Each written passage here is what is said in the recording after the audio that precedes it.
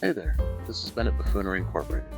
In this video, I wanted to talk about making balanced combat encounters. Okay, so the magical tip is that there is no 100% way to make a balanced combat encounter. One person can have the best rules of their life, or the worst rules of their life. And no matter how you stack an encounter, you can never plan for the variable of dice rolls. That being said, we have to try. There are a couple of different options I look at when it comes to building fights and encounters. Okay, first is challenge rating, or CR, and that's kind of a loose approximation of the monster's difficulty.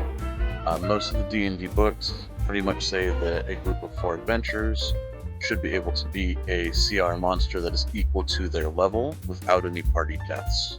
It does specify appropriately equipped. To me, that means Adventure League equipped, and that is under-equipped. I give out far too many magic items. I love to make magic items. I love when my players want to make magic items.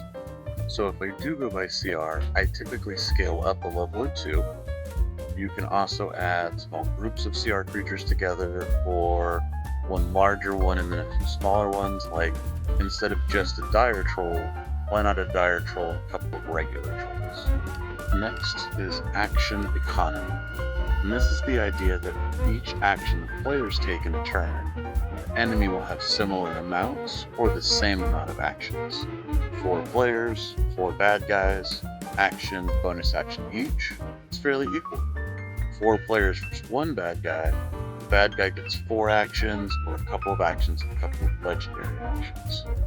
Last is damage versus HP, and treating this like a math problem. The fight should be between 5 and 10 rounds, or 30 seconds to a minute.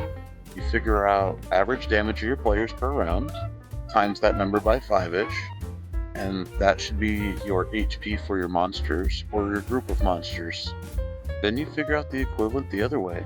You add all your players' hit points together, and then divide it by 5, and that is about the amount of damage per round that your monster or group of monsters should do. Often, these different ways will cross paths or overlap. The higher CR often has more actions and deals more damage.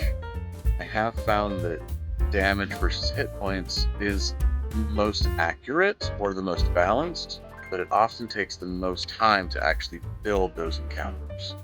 And really, once again, nothing can predict the roll of the dice. So I hope these ideas help you in some way. Thanks for watching, like and subscribe, grab your dice and let's